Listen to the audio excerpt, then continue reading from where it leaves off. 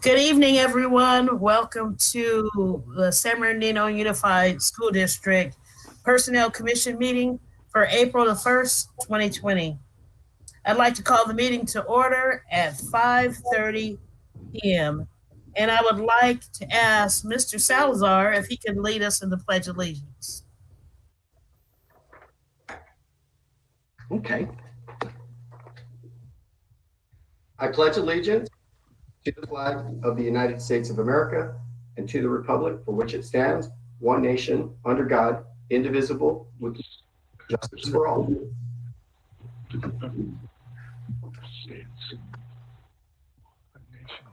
Under God. Thank you, sir. Appreciate it. I'm going to take roll. I'm here. Ms. Dixon's here. Mr. Salazar, Mr. Bond. I see him. Can he hear us? Yes, he can do it. Yeah. Okay, he's a little frozen. That's okay. There you go. Mrs. Irma Garcia, Present. Mrs. Tamara Booker, Present. and Mrs. Nursey Garcia. Present. Yeah, there she goes. Okay. I move to approve the agenda as submitted. I'll second. Okay. I'm getting a delay for some reason. Okay. Any discussion?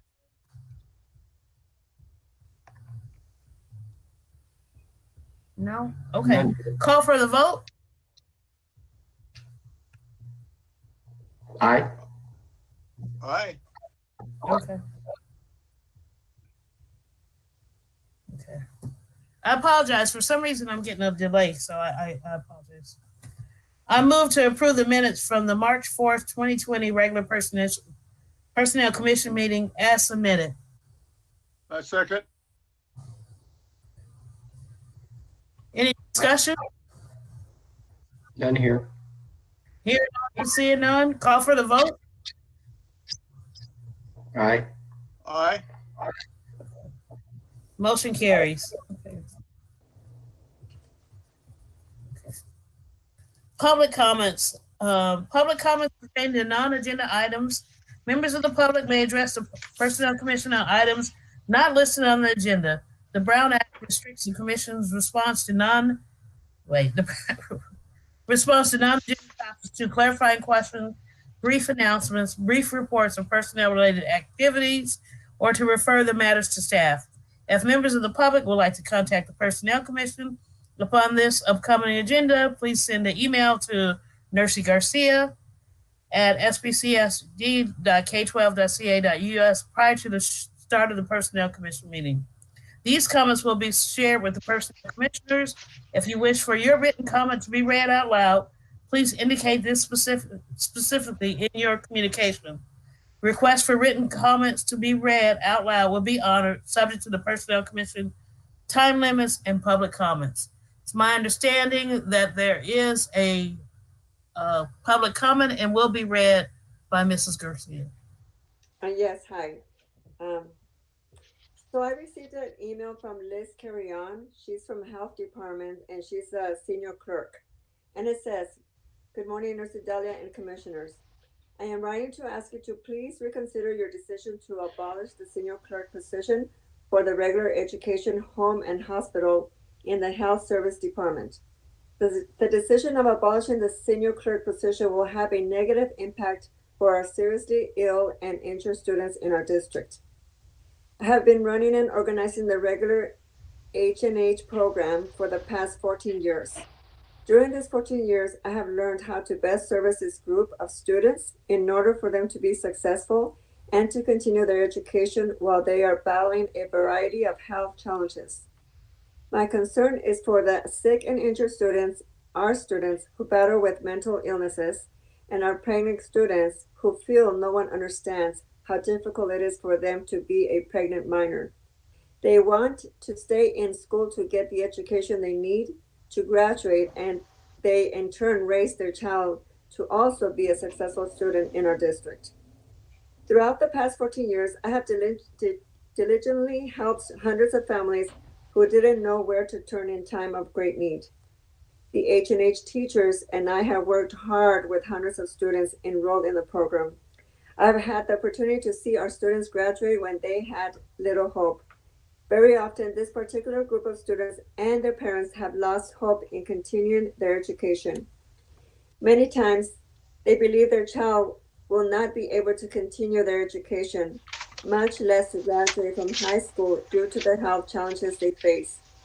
Every student who enrolls in our H&H education program has unique needs. With that, I also keep a group of very competent and caring teachers. I meticulously take the time to get to know each teacher's strengths and personalities. Therefore, I have been very successful at knowing exactly what specific skills and knowledge from the teacher each of our students needs. I make sure I bring hope to our students with a mental illness who finds it hard to see hope at the end of the tunnel. Also, I help bring hope for our pregnant minors who feel no one understands how hard it is to be pregnant and stay in school, to graduate, to get the education they need to raise their children, to be future successful students in our district. As of today, it has come to my attention that the position of the senior clerk in charge of the H&H program has been abolished and will now be the responsibility of a school nurse, when in fact, this is truly a clerical position.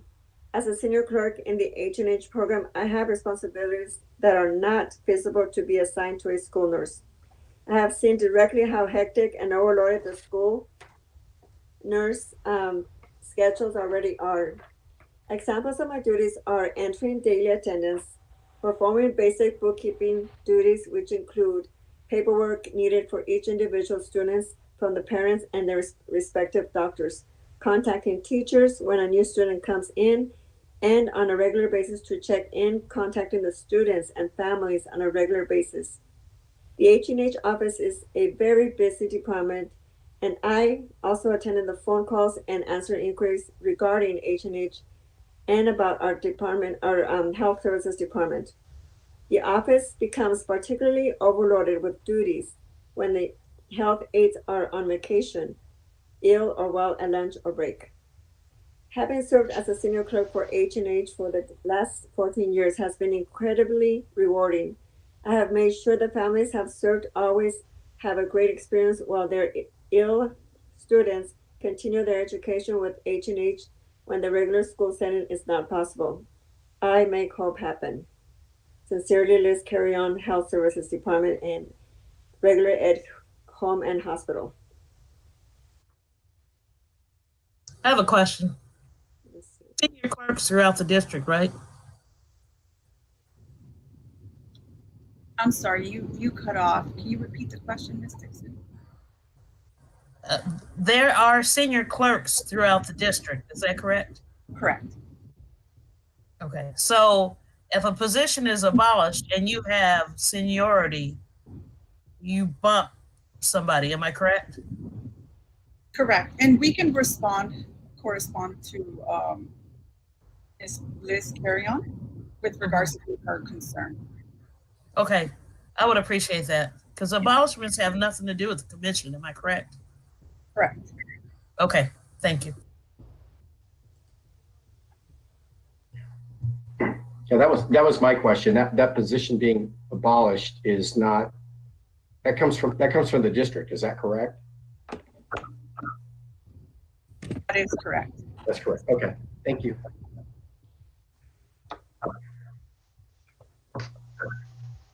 Was that the only public comment, Ms. Garcia? Yes, ma'am. Okay, thank you. I'm going to move on to item C, consent action items. All matters listed under consent action items are to be considered for ratification and will be enacted by one motion followed by a roll call vote. There will be no separate discussion of these items unless the commission, audience, or staff request specific items to be removed from the consent item for separate action. I need a motion to approve the consent action items as submitted.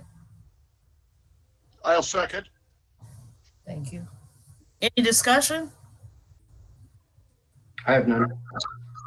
Seeing none, call for the vote. Mr. Bond, Aye. Mr. Salazar, Aye. Ms. Dixon, aye, motion carries. Action item D, the commission shall discuss the following recommendation. Items will be voted on separately. Proposed budget for the 21-22 preliminary draft, first reading. The Personnel Commission will receive the director's recommendation to review and discuss a date to conduct the required public hearing on the budget. Should I read the proposed motion? It is moved that well, do you need to talk first, Irma, or? I can provide brief comments after. Afterwards? Yeah. Okay. So the proposed motion is, it is moved that the Personnel Commission set the public hearing for the budget for 2021-22 to be held on May the 6th, which is the next Personnel Commission meeting. The Personnel Director be directed to ensure that all legal notices, invitations, and other requirements be completed to ensure that the Commission may act legally on the budget at the May 6, 2021 Personnel Commission meeting, as well as providing any responses that the Commission may have about the draft budget proposal to the Commission prior to the date. I move. I'll second. Second. Ms. Garcia, I'm going to turn the discussion over to you. May I ask a question before we go to Ms. Garcia? Is that going to be at the same time, or do we need to do that earlier or later? Is it just going to be the same 5:30 p.m. meeting? So it could be for the 5:30 PC regular meeting. Okay, thank you. All right, and I'll just jump right into it. Well, thank you, Ms. Dixon, and good evening to everyone. So staff did include in the backup material a proposed budget for first reading, which includes salaries, benefits, and operating expenses. We wanted to also bring to your attention that the salaries and benefits were reduced due to the changes in personnel in the last year, and so that is something that you'll notice in salaries and benefits.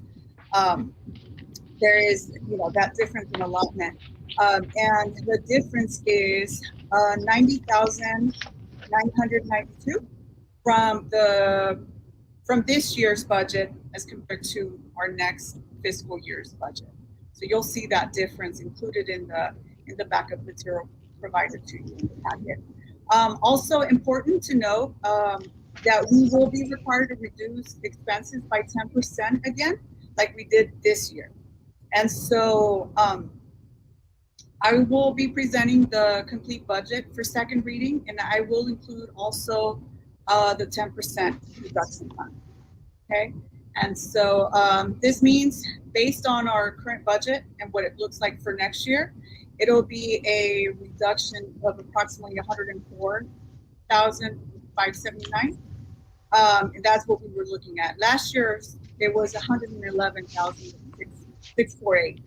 So, that's my brief comments. I'm open for any questions or comments. I do have a comment. So we have an empty position. I'm just curious where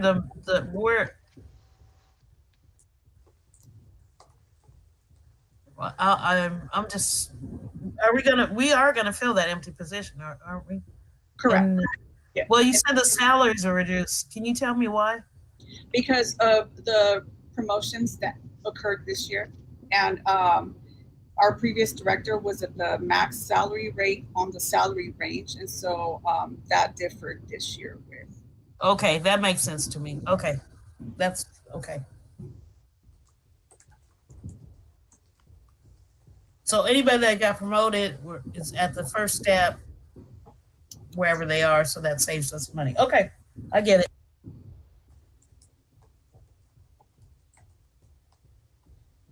Does anyone else have any questions about? I do not. I just have a question, and I'm sure that Irma has already covered this in detail, but does that in your budgeting to take into account any increases in benefits and things of that nature?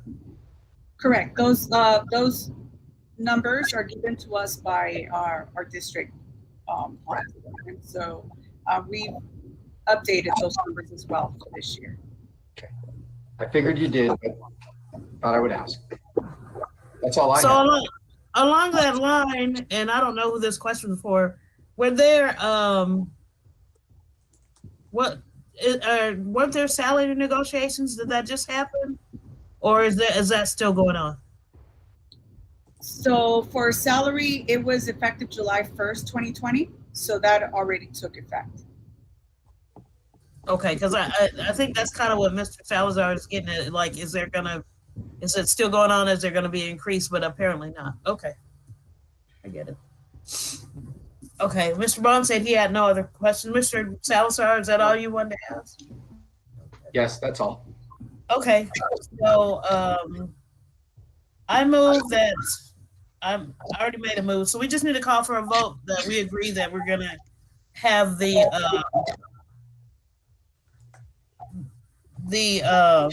what am I trying to say? The public hearing for the budget on May 6th. So I just need to call for the vote. Mr. Bond Aye. and Mr. Salazar. Aye. Ms. Dixon, aye. Motion carries. We're on item E, information items and report. I'll turn that over to Mrs. So in-person testing, I'm going to go ahead and present. Thank you, Ms. Dixon. We're happy to announce that we were able to have in-person testing for the first time during the pandemic just a few weeks ago. And so that was a success. We were able to conduct that using all the safety precautions that were required. And we used the Board of Education community room. And we just wanted to extend our gratitude also to the custodians, Emily and Jose, for really helping us maintaining sanitation and social distancing, checking temperatures. So we're really happy that that turned out as well as it did. And then also for future in-person testing, we're going to be evaluating the recruitments and moving forward accordingly. That's all I have. And of course, we're excited to get back to some sort of normalcy during the as the pandemic permits. That's good to hear. Thank you.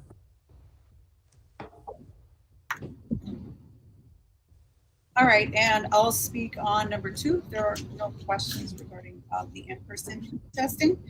So I just wanted to let the commissioners know that staff is very excited that we have now relocated to our new space, which is the portable over at the WA building, and we're no longer at the Board of Education and the portables, so we're located behind it. I just want our viewers to know that we have moved, and the address is 1525 West Highland Avenue in San Bernardino.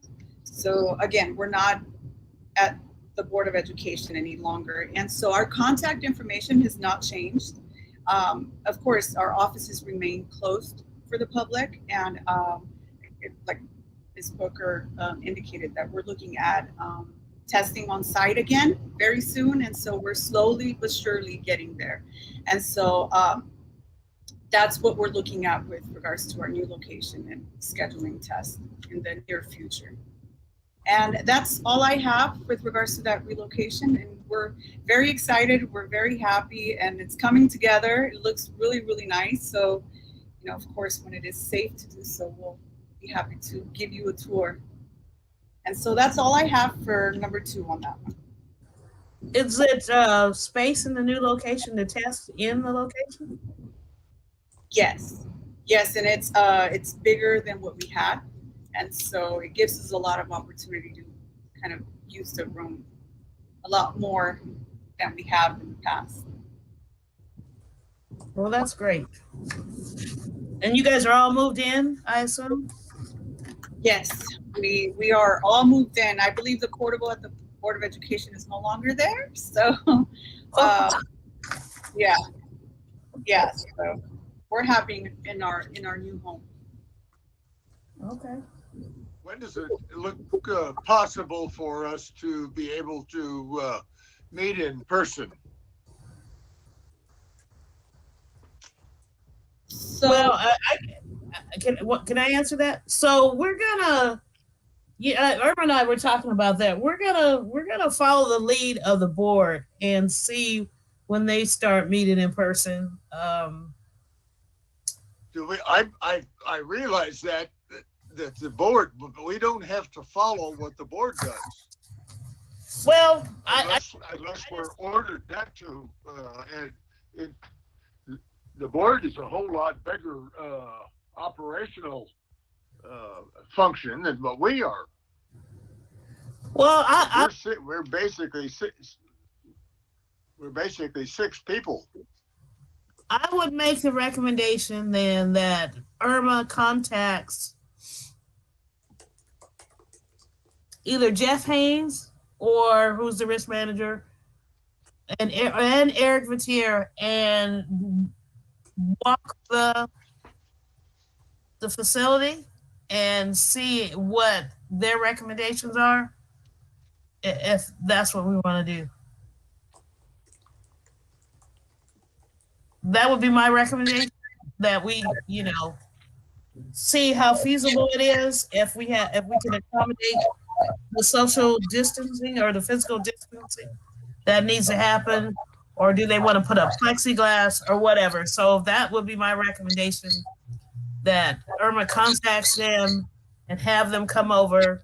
And I haven't been there to see what it looks like. Just, show them the setup where we would be sitting, where you all would be sitting, and that kind of stuff. And then what would be the occupancy if the public wanted to come, and how would that be set up? So that's my recommendation before we even consider going back in person. So, if I may, so I know we have a brand new location, so that's the first consideration. I like that idea, Madam Chair, and I think that what we're starting to see now, I know some of the other boards and institutions where I sit and do work, they're actually starting to come around here as well. So I think our timing to have this discussion, and for you to bring that up, Mr. Bond, at this time, it's the timing is appropriate. So I would suggest the same thing, that perhaps we look into that and maybe even get the blessing of risk management to be able to possibly have our May 6th meeting in person. I don't know what everybody else's feeling on that is, but that's another month away from right now. So it could work as long as we can be spaced out, and again, have the approval of risk management, because I suppose they could say, no, we're not ready for that as a district. So, but it's definitely a good time to inquire, I feel.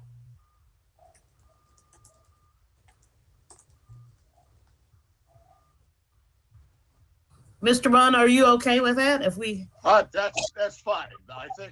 I think at this point we could probably let a whole bunch of things influence us that really don't have anything to do. If we can do open testing of a large group of people in a safe manner, I see no reason why we can't meet in the same kind of structure. We'll have social distancing. If they have social distancing, we certainly can have social distancing. We can get caught up in this whole business and just sit around and not move forward. I hear you. I understand you. So if you can, I don't know what they're, if you just get right on that, Irma, and see if they could, and give them our target date that we want to try to meet on May 6th. It's not if and to see if that's feasible. If they, you know, I would if think, they I would think since we're already moved and everything else, all the facility is there. Might be that each one of the board members ought to go over and take a look at it, and if it's okay, then we move forward and hold the main meeting uh, at the new facility. I'd be happy to go by and take a peek at the new facility. I was going to ask if I could do that anyway, so I'll see you maybe next week or something like that. I'll let you know ahead of time, Irma, Nursey, Tam.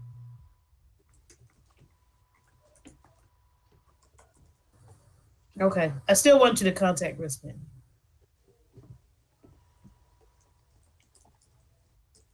Okay, if there's no additional discussion about that, I'll move to item F. The next Personnel Commission meeting will be held on May 6, 2021 at 5:30 p.m. via Telecon conference. It might be in person if we can get it done. So if we can get it done, we'll meet in person. And item G, any Personnel Commission comments? Do you have any comments, Mr. Bond? No, at this time. Mr. Salazar? I've made my comments already. Thank you. Okay. All right. I don't really have anything, but other than everyone have a happy Easter, however you celebrate that. If you can celebrate it with your family, great. Please be careful and take all the precautions that is recommended so nobody gets sick. I know we're on a downward trend of cases, so that's a positive. So I just want to wish everybody a happy Easter if you choose to celebrate that. You too. That's So okay, we are gonna adjourn into closed session, and we will be reporting out, is my understanding. So if Mr. Tisdale, we will be back as soon as we can, but we will log off into this and then go to our other link, but we will be back. Okay?